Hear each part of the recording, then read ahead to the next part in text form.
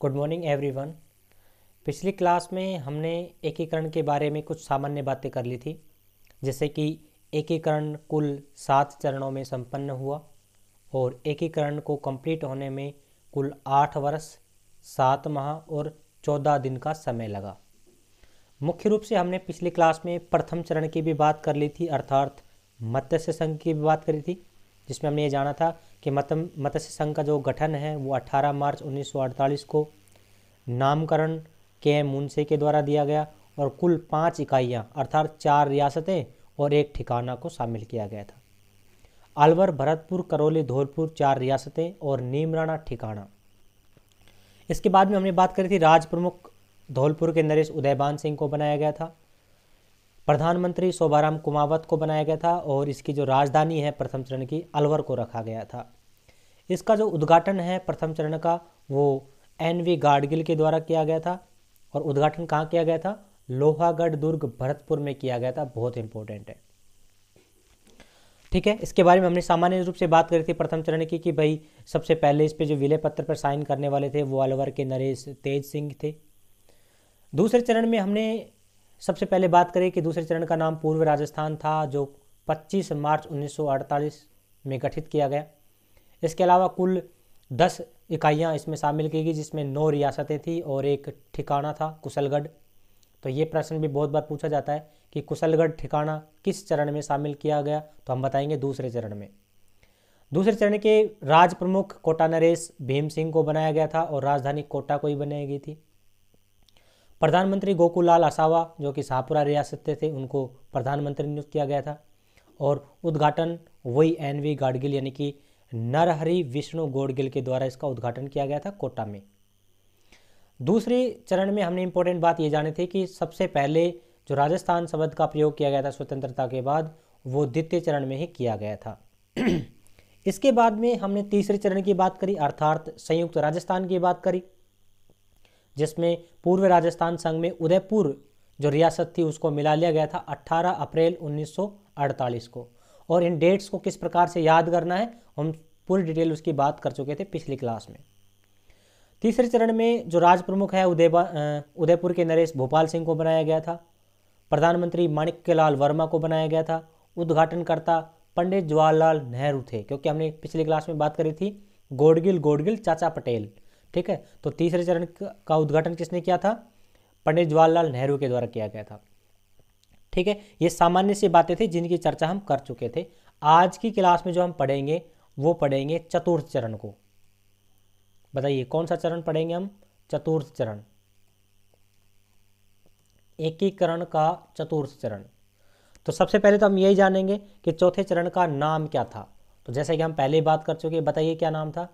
वृहद राजस्थान। ये तो इसका नाम था, पहली बात। दूसरी बात हमें ये पता होना चाहिए कि चौथे चरण का उद्घाटन कब किया गया। तो इसका उद्घाटन सबसे महत्वपूर्ण है 30 मार्च 1949 को, ठीक है, ये उद्घाटन किया गया था। ये जो चौथा चरण था इसमें लगभग पूरे राजस्थान का एकीकरण हो चुका था। बस कुछ क्षेत्र रहा था, हम उनकी भी बात कर लेंगे। लगभग पूरा एकीकरण हो चुका था और यही कारण है कि ये जो तिथि है कौन सी? 30 मार्च।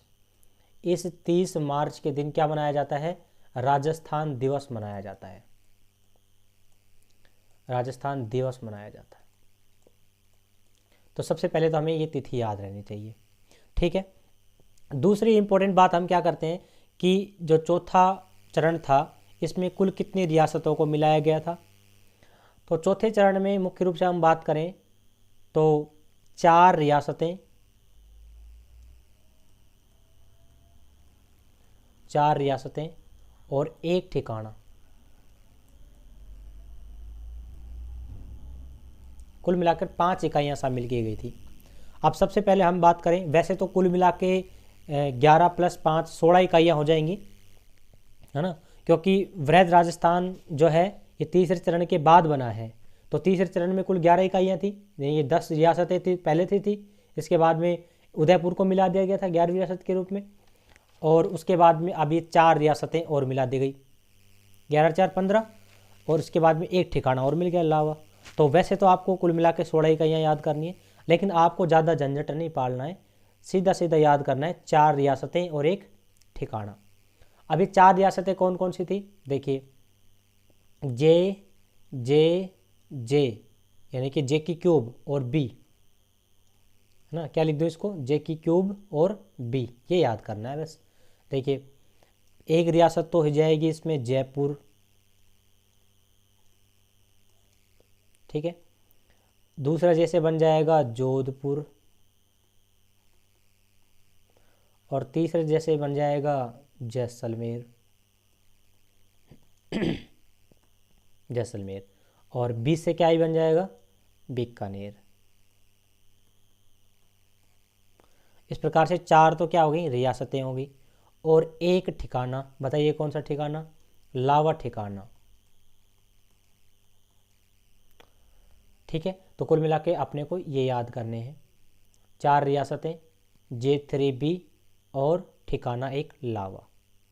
इसके बाद में हम जो बात करते हैं वो ये करते हैं कि भाई यहाँ का जो राज प्रमुख है वो किसे बनाया गया था।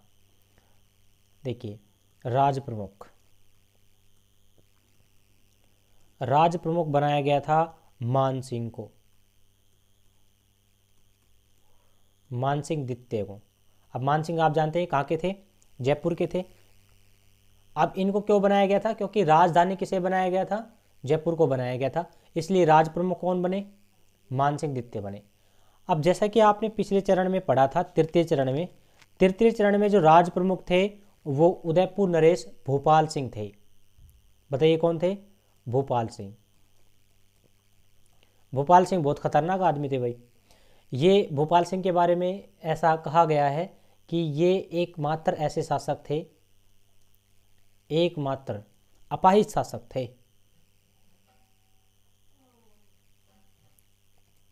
अपाहिज शासक थे, ठीक है। एकमात्र कैसे थे, अपाहिज शासक थे ये भोपाल सिंह, लेकिन बहुत खतरनाक आदमी थे। अब राज प्रमुख के रूप में इनको हटा दिया गया था, क्योंकि कहा था कि भाई राज प्रमुख कौन ही बनेंगे, मान सिंह बनेंगे, मान सिंह द्वितीय बनेंगे, तो ये बिरच गए, है ना। उसके बाद में क्या कहा कि भाई नहीं, मैं तो राज प्रमुख का पद नहीं छोड़ूंगा, तो इनको बाद में बहलाया फुसलाया गया, और बाद में कहा गया कि भाई आप राज प्रमुख मत बनो, आप महाराज प्रमुख बन जाओ। क्या ही बन जाओ, महाराज प्रमुख। तो एक नया पद सर्जित कर दिया गया महाराज प्रमुख का। तो अब आपसे पूछा जाए कि बताइए महाराज प्रमुख का जो पद है वो कौन से चरण में नियुक्त किया गया है, तो कौन से चरण में इसको एक तरीके से क्या बोलते हैं, महाराज प्रमुख के जो पद को सर्जित किया गया, ऐसे कह सकते हैं कि कौन से चरण में महाराज प्रमुख के पद को सर्जित किया गया, तो हम बताएंगे चौथे चरण में, ठीक है। क्योंकि चौथे चरण में राज प्रमुख किसे बना दिया गया था, मान सिंह द्वितीय को बना दिया गया था, जयपुर के शासक को। क्लियर। इसके बाद में हम बात करते हैं राजधानी। तो राजधानी तो जैसे मैंने बता ही दिया, बताइए किसको, जयपुर को बनाया गया था, जयपुर को बनाया गया था। इसके बाद में क्या रह गया अपना, प्रधानमंत्री। प्रधानमंत्री,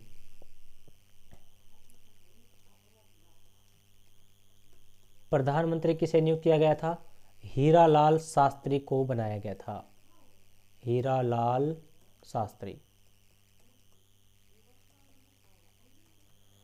ठीक है।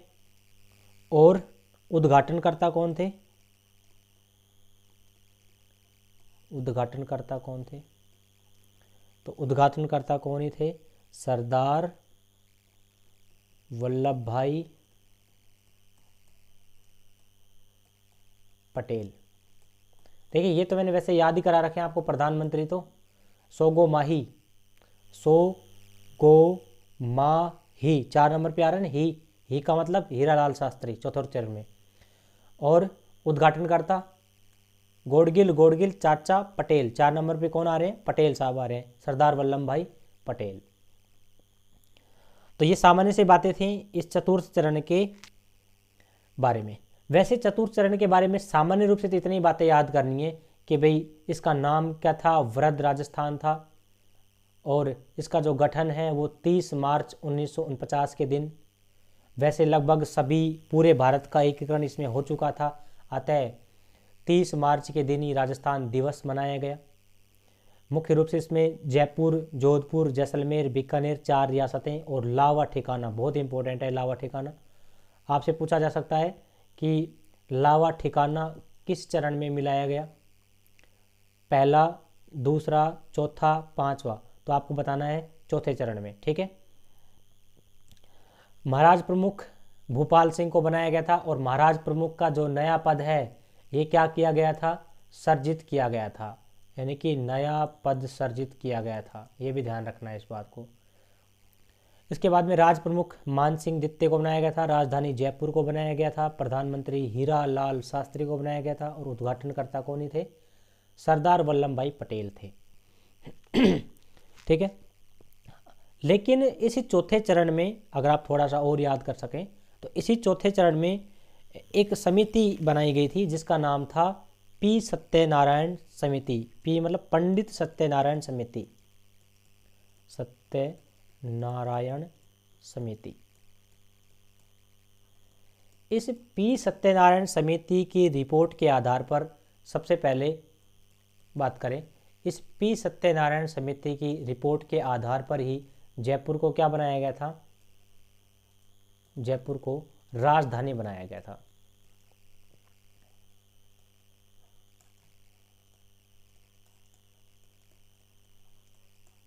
ठीक है, ये बात भी इंपॉर्टेंट है, कई बार पूछ लिया जाता है कि जयपुर को राजधानी है ना कौन से चरण में बनाया गया, तो जयपुर हम जानते ही हैं चौथे चरण में शामिल हुआ था, तो चौथे चरण में बनाया गया। और किस समिति की सिफारिश पर बनाया गया, तो उसमें आएगा पी सत्यनारायण समिति की सिफारिश पर। इसी चौथे चरण में जो रियासती विभाग है ना, उसमें कुछ विभागों का बंटवारा किया गया था, तो उनको भी अगर आप याद कर सके तो वो भी बहुत इंपॉर्टेंट है। देखिए, अगर हम बात करें, मैं लिख देता हूँ वैसे इसमें, इसी चरण में, इसको आप लाइन लगा के लिख सकते हैं ऊपर वाले को, पंडित सत्यनारायण समिति की सिफारिश के आधार पर जयपुर को राजधानी बनाया गया, इस तरह से। नेक्स्ट पॉइंट अपन लिख सकते हैं, इसी चरण में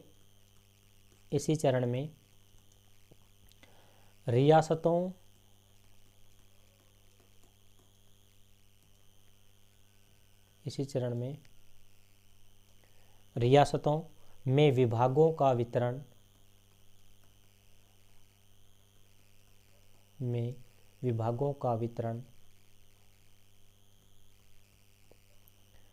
किया गया। ठीक है, किया गया।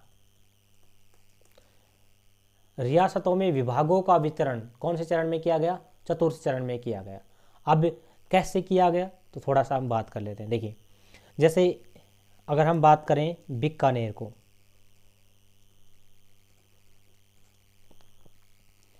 बीकानेर को इसमें दिया गया था शिक्षा विभाग,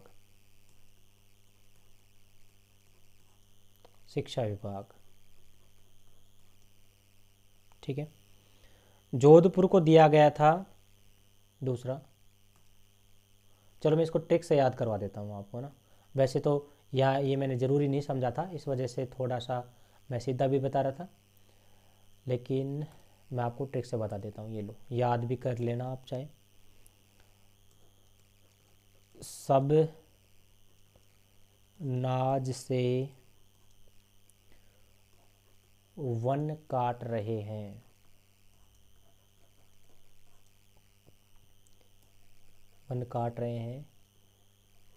कभी खुद कटेंगे।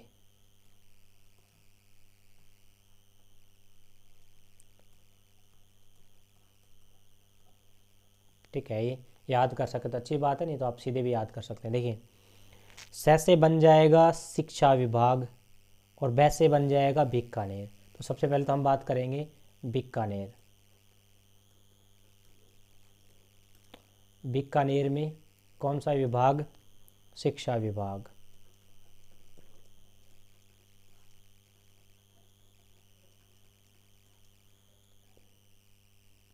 सब, ठीक है। नाज से, देखिए 2 नंबर पे हम बात करें, जैसे बन जाएगा जोधपुर और न से बन जाएगा न्याय विभाग।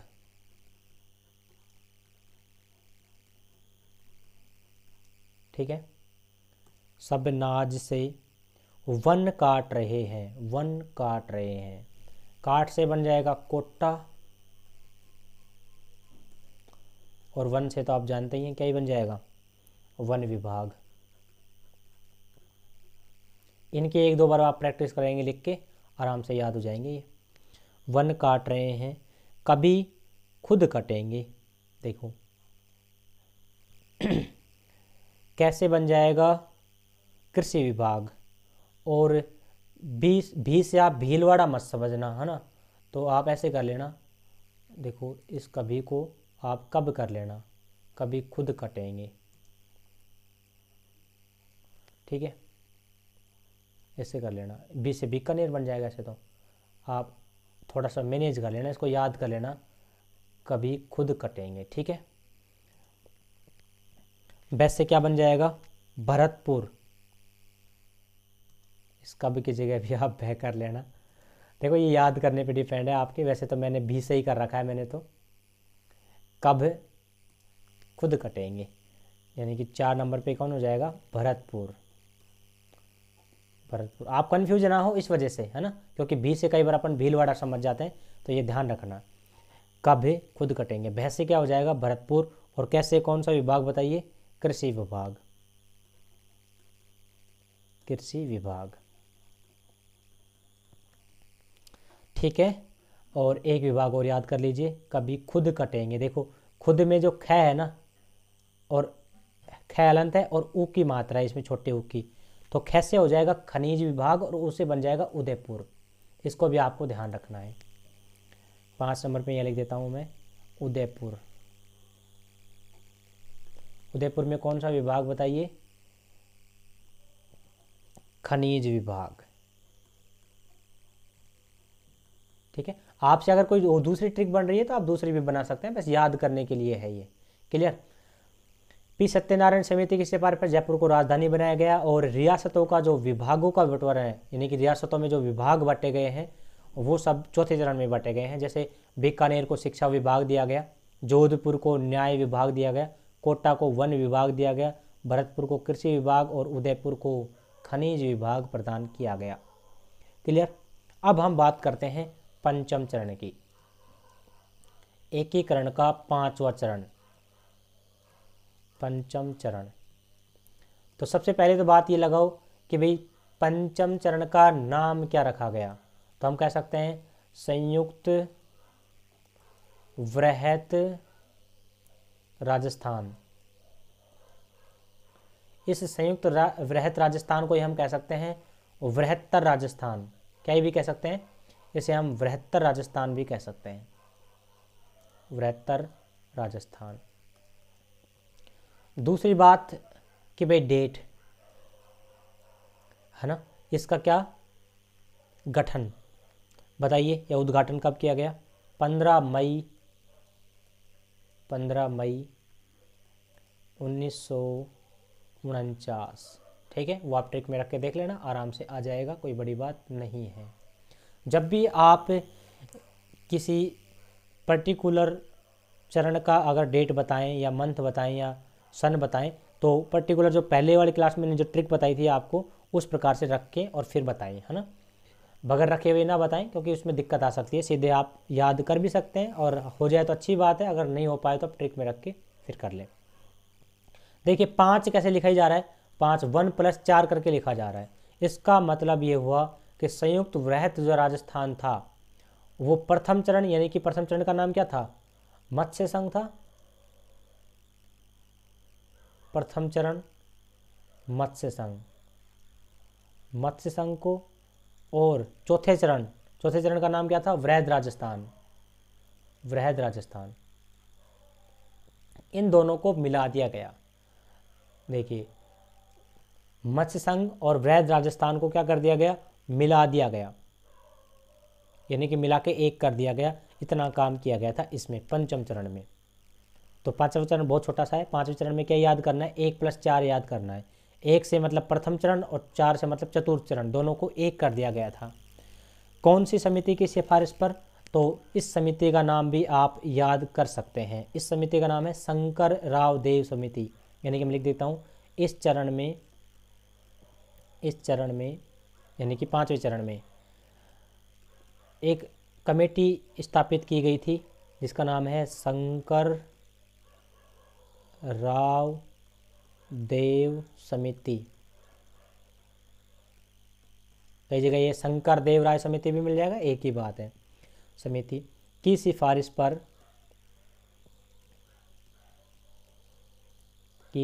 पर क्या किया गया? मत्स्य संघ को वृहत राजस्थान में मिलाया गया। ठीक है, बाकी तो सब सेम रहेंगे, यानी कि नियुक्तियां जितनी भी है ना, ये भी मैं लिख देता हूँ। चलो, वैसे मैंने पहले बता भी दिया था कि जो नियुक्तियां हैं वो सेम रहेंगी, नियुक्तियां सेम रहेंगी, पिछली वाली रहेंगी सारी। यानी कि बताइए, पिछली वाली यानी कि चौथे चरण में महाराज प्रमुख सेम रहेंगे, उदयपुर नरेश, महाराणा भूपाल सिंह, एकमात्र अपाहिज व्यक्ति। राज प्रमुख मान सिंह, राजधानी वही जयपुर रहेगी लास्ट तक। ठीक है, प्रधानमंत्री हीरालाल शास्त्री रहेंगे। ठीक है, अब वैसे हम बात करें तो उपराज प्रमुख का पद भी पिछले वाले चरण में, चतुर्थ चरण में भीम सिंह कोटा नरेश भीम सिंह को उपराज प्रमुख बनाया गया था, है ना। उसके बाद फिर बहादुर सिंह जी थे, उनको वरिष्ठ उपराज प्रमुख बना दिया गया था। फिर लक्ष्मण सिंह कनिष्ठ उपराज प्रमुख बना दिया गया था। ये पहले से चलते आ रहे हैं। तो जो चौथे चरण में जो पदाधिकारी थे वो सारे के सारे क्या रहेंगे, यहाँ पर बिल्कुल सेम रहेंगे। नियुक्तियाँ पिछली बातें चलते रहेंगे, बिल्कुल सेम चलेंगे।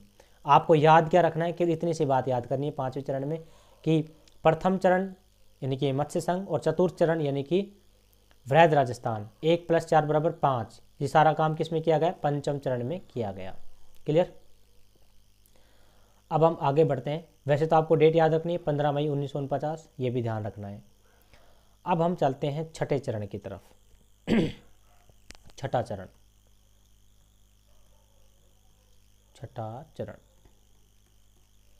बताइए, छठे चरण का नाम राजस्थान संघ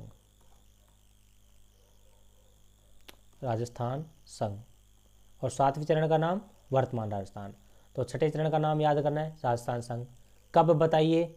26 जनवरी 1950, क्योंकि लास्ट वाला मैंने बताया था, सेकंड लास्ट छठा जो था 50 में और 7वां जो था 56 में। ठीक है,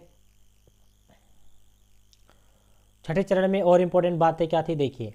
वैसे तो मैंने कहा कि चौथे चरण में ही सारा काम निपट चुका था जो हमारे एकीकरण का था, और 5वें चरण में क्या किया गया? मत्स्य संघ को और वृहद राजस्थान को एक कर दिया गया था। लेकिन कुछ अभी क्षेत्र ऐसा भी बचा हुआ था जहाँ को लेकर मतलब थोड़ा सा मतभेद चल रहा था। एक तो ये वाला जो क्षेत्र है सिरोही में, देखिए इस क्षेत्र को लेकर मतभेद चल रहा था एक तो, और दूसरा यहाँ चल रहा था। देखिए इधर पड़ता है एक स्थान सुनेल टप्पा और एक स्थान पड़ रहा था सिरोंज 2। ये जो पड़ रहा था इसका मैं नाम लिख देता हूँ। एक तो नाम है सुनेल टप्पा, इसका नाम है सिरोंज क्षेत्र।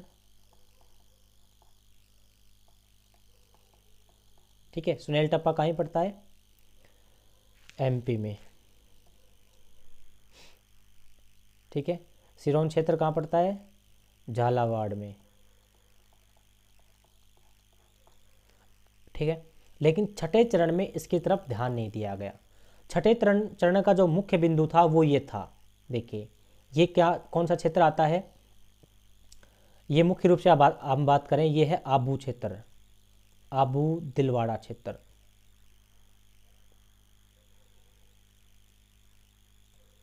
आबू दिलवाड़ा, ठीक है, ये वाला क्षेत्र इस पे। और एक जो बीच में क्षेत्र बचा हुआ था कौन? अजमेर मेरवाड़ा वाला क्षेत्र, ये अभी तक। यानी कि अगर इन 3 क्षेत्रों को 4 क्षेत्रों को छोड़ दिया जाए तो लगभग सभी पूरे राजस्थान का जो एकीकरण है वो चौथे चरण में ही कंप्लीट कर लिया गया था। 5वें चरण में हमने कहा कि मत्स्य संघ और वृहद राजस्थान को एक करने का काम किया था। अब बात करते हैं छठे चरण में। तो इन छठे चरण में हम बात करें तो क्या किया गया था, तो सुन लीजिए। अब तो मैं एक लाइन लिख देता हूँ, देखिए यहाँ इस छठे चरण में, यानी कि इस चरण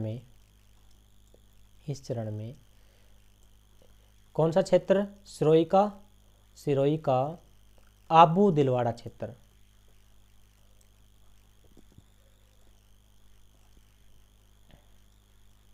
आबू दिलवाड़ा क्षेत्र, ठीक है। ये जो आबू दिलवाड़ा वाला क्षेत्र है, ये बम्बई प्रांत में, बम्बई प्रांत यानी कि बम्बई प्रांत उस समय इधर पड़ता था, जो अपन कह सकते हैं वर्तमान में कहाँ है, वर्तमान का गुजरात कह सकते हैं, वर्तमान का गुजरात, ठीक है। इसमें मिला दिया गया था।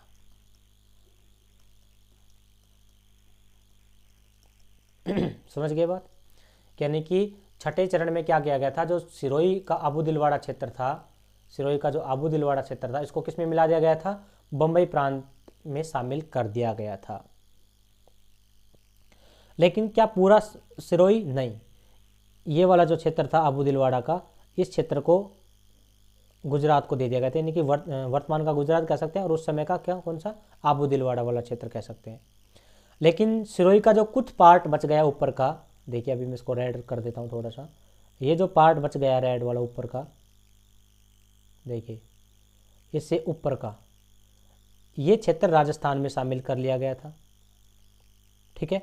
और नीचे का जो क्षेत्र बचा था, ये किसको दे दिया गया था? बम्बई प्रांत को दे दिया गया था, ठीक है। वैसे तो हम बात करें, ये जो आबू दिलवाड़ा क्षेत्र है, ये सरदार पटेल की चाल से दिया गया था गुजरात को, क्योंकि सरदार पटेल कहाँ के थे? गुजरात के ही थे, और वही चाहते थे कि भाई ये जो हिल स्टेशन है ये हमारे गुजरात में ही आ जाए, है ना। अगर इस क्षेत्र की हम और विशेषताओं की बात करें, जैसे सामाजिक विशेषता, धार्मिक विशेषता या सांस्कृतिक विशेषताएं की बात करें, तो ये कुछ ज़्यादातर जो समानताएं थी ये बम्बई प्रांत में मिल रही थी, दूसरा रीजन ये भी था। इस वजह से भी आबू दिलवाड़ा क्षेत्र को किसे दे दिया गया था? बम्बई प्रांत को दे दिया गया था। तो छठे चरण में तो मुख्य काम यही किया गया था, है ना।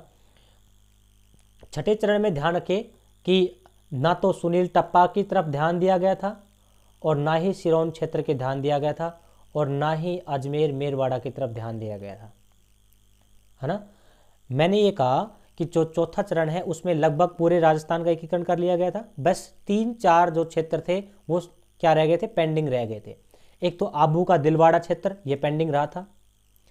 एक अजमेर मेरवाड़ा वाला क्षेत्र, इसको भी मैं नाम लिख देता हूँ अजमेर मेरवाड़ा, ताकि अगले चरण में नहीं लिखना पड़े। अजमेर मेरवाड़ा, ये वाला क्षेत्र रह गया था। और 2 विवादित क्षेत्र नीचे की तरफ थे, सुनील टप्पा एमपी का और सिरोन क्षेत्र झालावाड़ का। हालांकि बाद में 7वें चरण में हम पढ़ेंगे कि सुनील टप्पा को राजस्थान में मिला लिया गया था, और सिरोन क्षेत्र जो झालावाड़ था उसे एमपी को दे दिया गया था, ठीक है। फिलहाल छठे चरण में तो आपको यही याद करना है कि जो आबू दिलवाड़ा वाला जो क्षेत्र है, ये वाला जो क्षेत्र है, ये किसको दे दिया गया था? बम्बई प्रांत को दे दिया गया था, इधर गुजरात को दे दिया गया था। और सिरोही का जो छोटा मोटा कुछ भाग है, ये भी मैं लिख देता हूँ कि मिला दिया गया था, तथा सिरोही का कुछ भाग, सिरोही का कुछ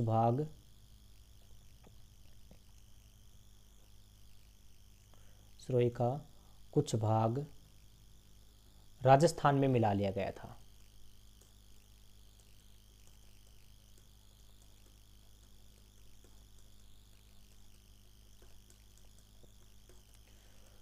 ठीक हुई बात।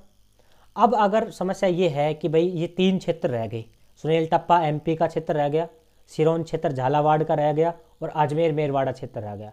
अगर इन 3 क्षेत्रों को भी मिला लिया जाए राजस्थान में, या तो राजस्थान में मिलाया जाए या राजस्थान से बाहर कर दिया जाए, तो एकीकरण क्या माना जाएगा? कंप्लीट माना जाएगा। अब हम पढ़ते हैं 7वां चरण। कौन सा ही चरण? 7वां चरण। 7वें चरण को हम अंतिम चरण भी कहते हैं, 7 नंबर में डाल देता हूं, 7वां चरण। 7वां चरण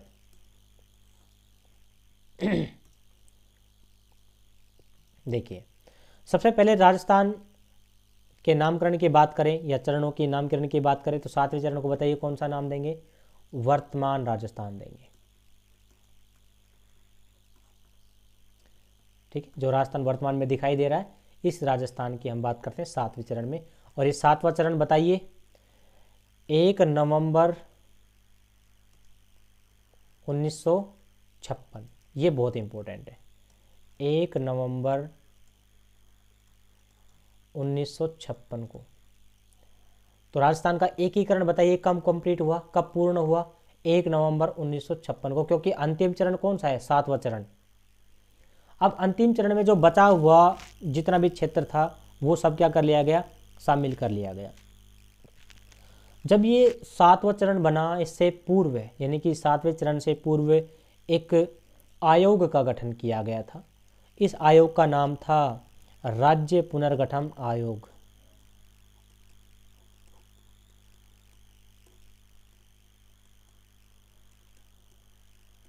ठीक है, यानी कि राज्य पुनर्गठन आयोग की वैसे स्थापना की बात करें तो ये 22 दिसंबर 1953 को ये क्या कर लिया गया था?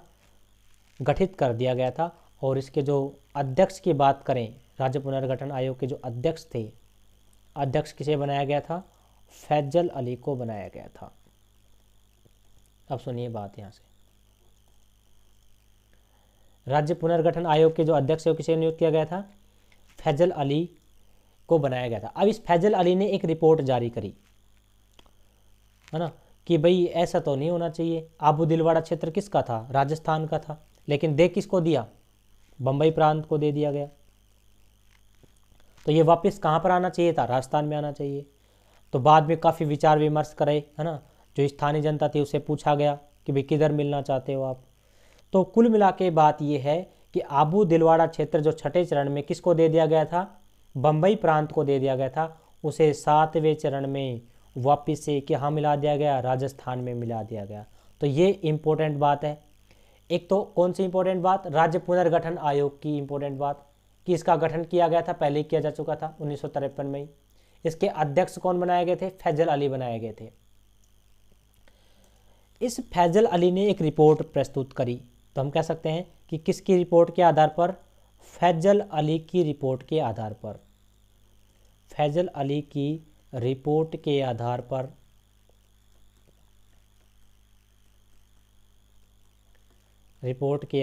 पर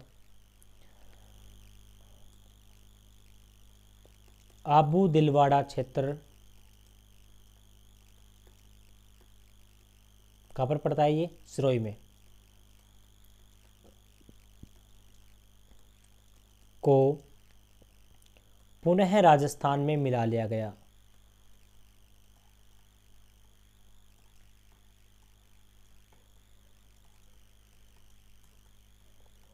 मिला लिया गया। ठीक है, अब देखिए छठे चरण में सिरोही को मिलाया गया था हालांकि, लेकिन सिरोही का एक छोटा सा एरिया, कौन सा? आबू दिलवाड़ा वाला एरिया, ये किसको दे दिया गया था? मुंबई प्रांत को दे दिया गया था। लेकिन 7वें चरण में फैजल अली की रिपोर्ट के आधार पर, उनकी सिफारिश के आधार पर इसको वापस किस में शामिल कर लिया गया? राजस्थान में शामिल कर लिया गया। ठीक है, एक तो ये बात ध्यान रखनी है। और दूसरी इंपॉर्टेंट बात क्या ध्यान रखनी है? देखिए दूसरी इंपॉर्टेंट बात क्या ध्यान रखनी है? अजमेर मेरवाड़ा की। जो बचा हुआ वो सब मिला दो इसमें। एक तो कौन बच गया था? अजमेर मेरवाड़ा वाला, वो सब 7वें चरण में मिलेंगे। अब अजमेर मेरवाड़ा क्षेत्र का विलय किया गया, का विलय इसी चरण में किया गया, यानी कि 7वें चरण में किया गया।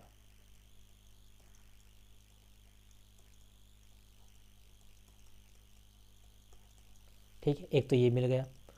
ठीक है, वैसे तो आप जानते ही हो अजमेर मेरवाड़ा के बारे में कि ये क्या था? एकमात्र क्या था? राजस्थान का केंद्र शासित प्रदेश था। और इनकी विधानसभा को क्या कहा जाता है? धार सभा कहते हैं, धारा सभा कहते हैं, एक ही बात है।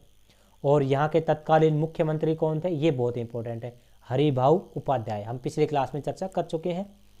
और 7वें चरण की इंपॉर्टेंट बात ये भी है कि जो 7वां चरण था, इसी में 7वां संशोधन विधेयक लाया गया था 1956। और इसी के आधार पर जो राज्यों की 3 श्रेणियाँ थी, हमने पिछली क्लास में चर्चा करी थी, ABC श्रेणियाँ, जिसमें राजस्थान कौन सी श्रेणी में था? B श्रेणी में। और अजमेर मेरवाड़ा C श्रेणी में था। ये बात हमने पहले डिस्कस कर ली थी। इन ABC प्रकार की जो श्रेणियाँ थी राज्यों की, उनको भी क्या कर दिया गया था? नष्ट कर दिया गया था, मतलब समाप्त कर दिया गया था, एक तरह से ऐसे कह सकते हैं। ठीक है, क्या कर लिया गया था, समाप्त कर दिया गया था। और हम क्या बात करें कि जो एमपी का सुनेल टप्पा क्षेत्र था, एमपी का सुनेल टप्पा,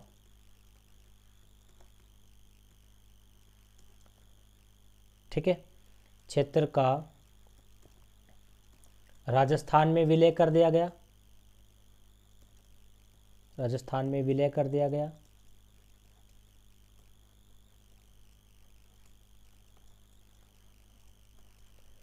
और जो हमारा जो क्षेत्र था कौन सा वाला, जो हमने बात करी भी, सिरोन क्षेत्र, बहुत इंपॉर्टेंट है सिरोन क्षेत्र।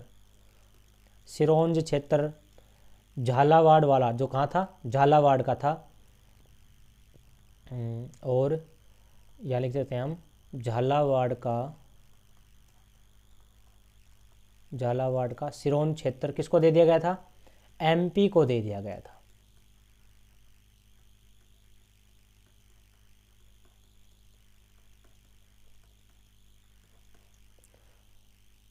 देखिए पिछले मैप को मैं यहाँ उठा लाता हूँ थोड़ा सा, एक मिनट।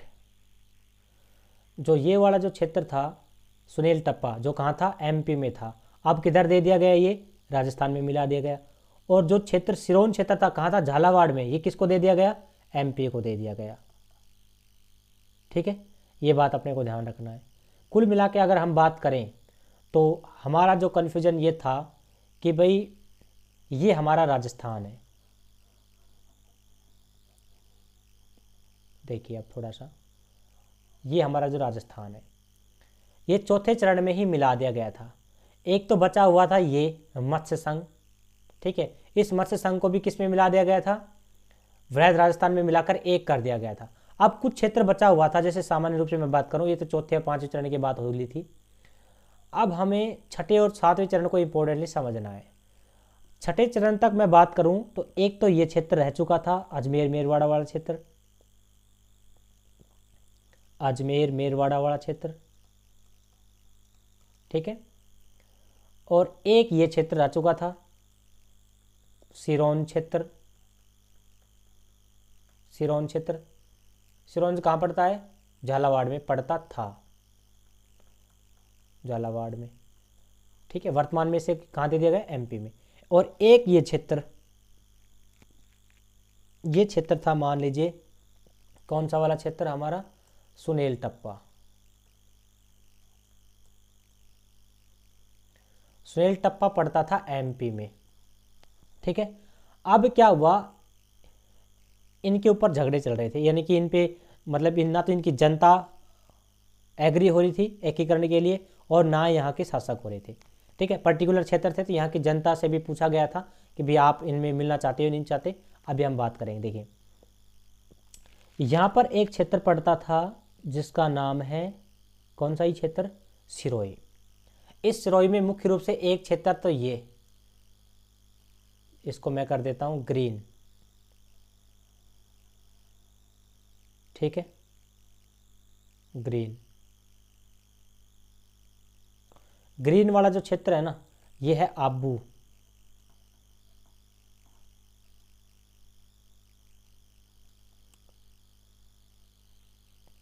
वापिस लिख देता हूँ इसको, ये क्षेत्र है आबू दिलवाड़ा का क्षेत्र,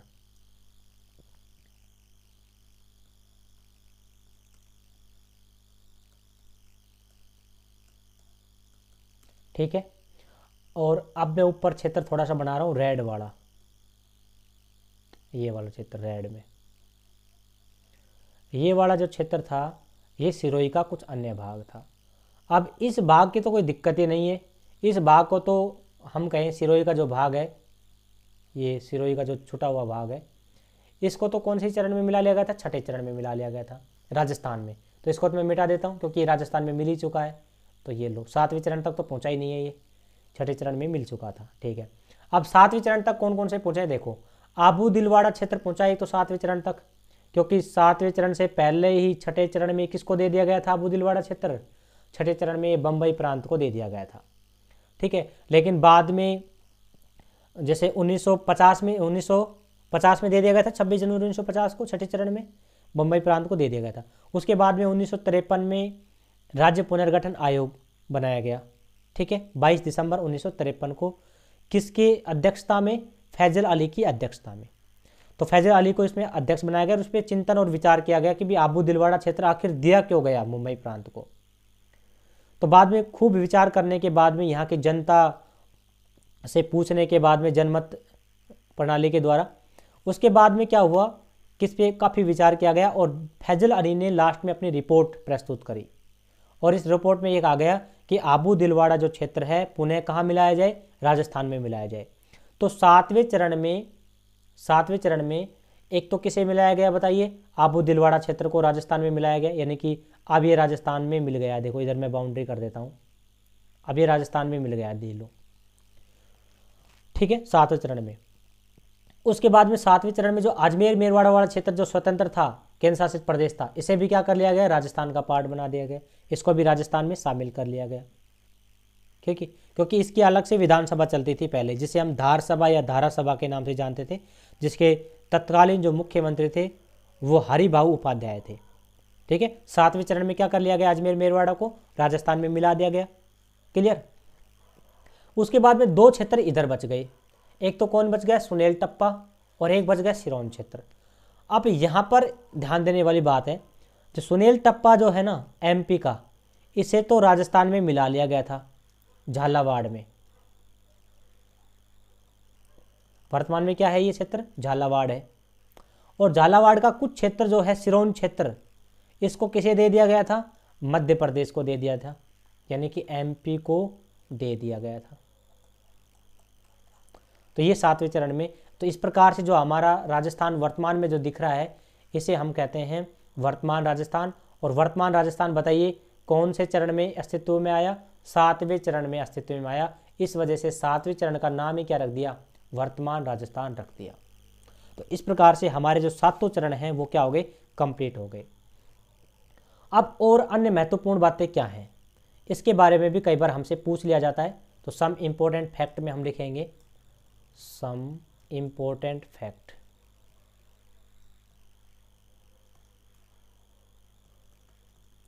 देखिए, सबसे पहले तो बात ये ध्यान रखनी है कि लास्ट में जो सातवां चरण था, इसमें राज प्रमुख का जो पद था उसको कैंसिल कर दिया गया था, क्योंकि पहले से चरण हम पढ़ते आ रहे हैं। चौथे चरण के बाद में कंटिन्यू चरण आएंगे, पांचवा, छठा, सातवां। पांचवें, छठे, सातवें में जो नियुक्तियां थी वो बिल्कुल सेम थी, चौथे चरण की बात थी। तो राज प्रमुख का जो पद था वो भी क्या कर दिया गया? समाप्त कर दिया गया। राज प्रमुख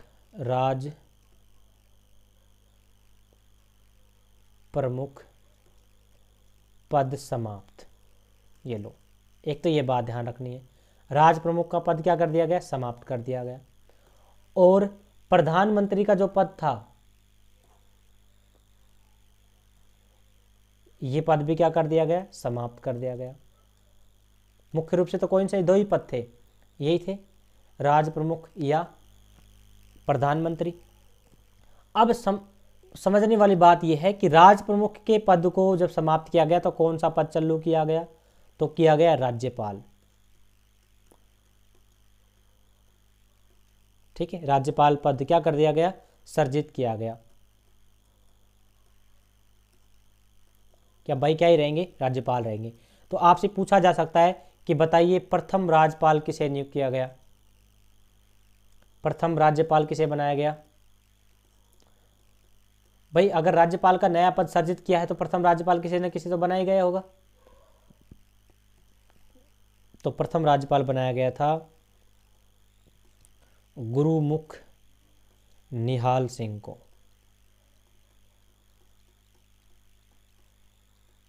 ठीक है, तो ये आपको बहुत इंपॉर्टेंटली ध्यान रखना है। प्रथम राज्यपाल किसे बनाया गया? गुरुमुख निहाल सिंह को बनाया गया। अब प्रधानमंत्री का पद समाप्त किया गया है तो कोई ना कोई तो पद सर्जित किया करना पड़ेगा। तो प्रधानमंत्री के पद को समाप्त करके मुख्यमंत्री का पद सर्जित किया गया। मुख्यमंत्री पद क्या कर दिया गया? सर्जित किया गया। अब मुख्यमंत्री पद सर्जित किया गया है तो किसी न किसी को तो मुख्यमंत्री बनाया ही गया होगा। तो बताइए आप, प्रथम मुख्यमंत्री कौन थे? अब मुख्यमंत्री में भी कई वैरायटी देखिए। प्रथम, सबसे पहले क्या किया गया था? मनोनीत किया गया था। प्रथम मनोनीत मुख्यमंत्री कौन थे?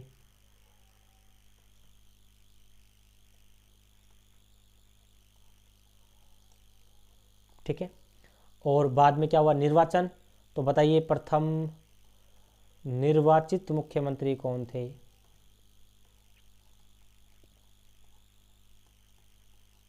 ये प्रश्न भी बनते हैं कई बार। तो अगर आपसे पूछा जाए कि प्रथम मनोनीत मुख्यमंत्री कौन थे, तो बताइए हम किसे बनाएंगे? हीरालाल शास्त्री को ही बनाएंगे।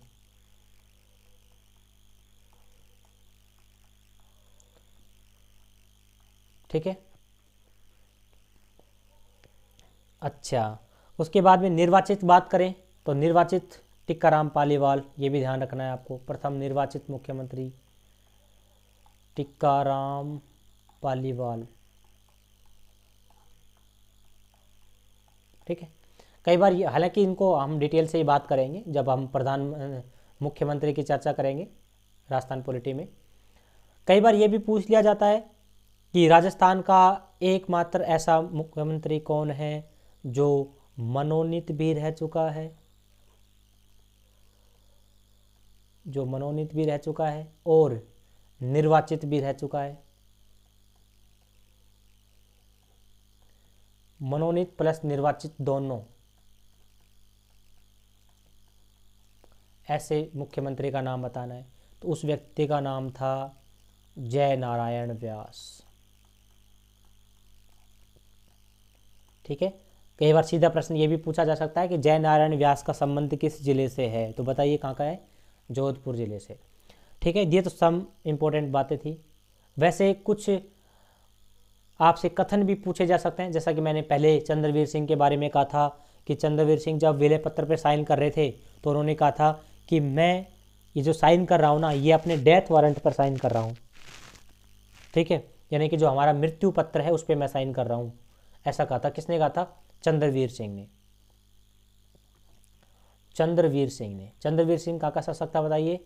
चंद्रवीर सिंह था बांसवाड़ा का शासक ना। प्रथम क्लास में मैंने यही याद कराए थे आपसे कि कौन कौन सी रियासत थी और उसके कौन कौन से शासक थे, जिसमें मैंने इंपॉर्टेंट टिक लगाया था कि चंद्रवीर सिंह को तो याद करना है, बांसवाड़ा के शासक को। क्योंकि चंद्रवीर सिंह ने क्या कहा था कि मैं अपने डेथ वारंट पर, पूछा गया प्रश्न है ये, डेथ वारंट पर हस्ताक्षर कर रहा हूँ, हस्ताक्षर कर रहा हूँ। ठीक है। कई जगह ये ऐसे भी मिलता है कि यह विलय पत्र नहीं है बल्कि मेरा मृत्यु पत्र है। क्या नहीं है? विलय पत्र नहीं है बल्कि मेरा क्या है? विलय पत्र नहीं है बल्कि मेरा मृत्यु पत्र है।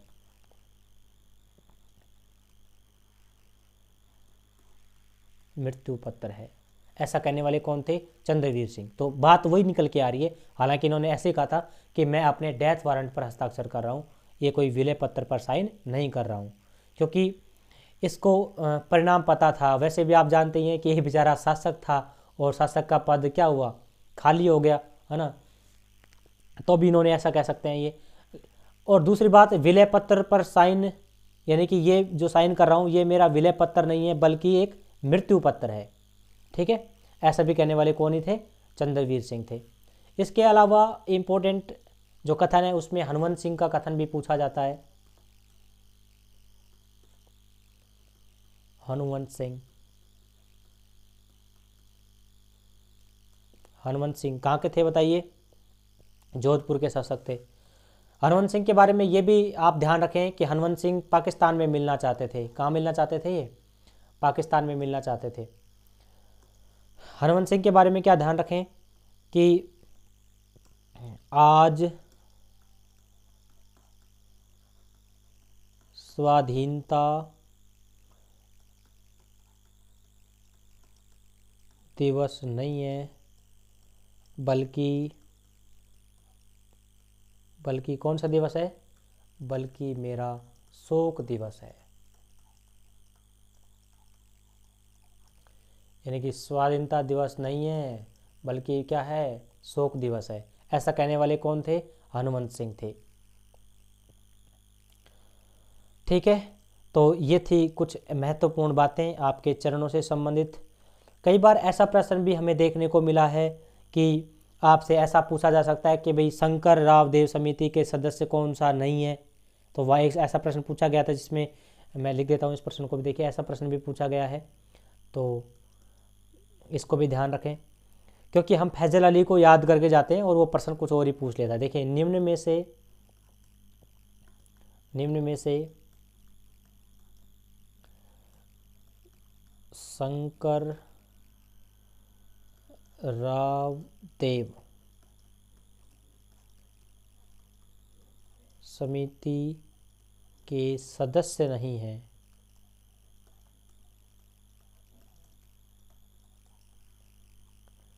ऑप्शन दे देगा आपसे वो, शंकर, पहला ऑप्शन ये देगा Shankar Rao Dev, B option Prabhudayal, C option R K Siddhava और डी ऑप्शन फैजल अली।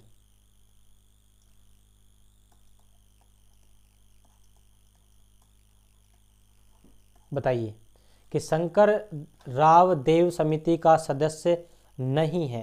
तो सबसे पहले तो हमें ये पता होना चाहिए कि शंकर राव देव समिति थी क्या और इन्होंने क्या रोल प्ले किया है। तो जैसे हमने पंचम चरण की बात करी थी कि जो पांचवा चरण था, इस पांचवें चरण में मत्स्य संघ को और वृहद राजस्थान को मिलाकर एक कर दिया गया था। तो मत्स्य संघ को वृहद राजस्थान में जो मिलाया था वो कौन सी समिति की सिफारिश पर मिलाया था? इसी शंकर राव देव समिति की सिफारिश पर बनाया गया था, क्योंकि इसके अध्यक्ष कौन थे? अध्यक्ष थे शंकर राव देव।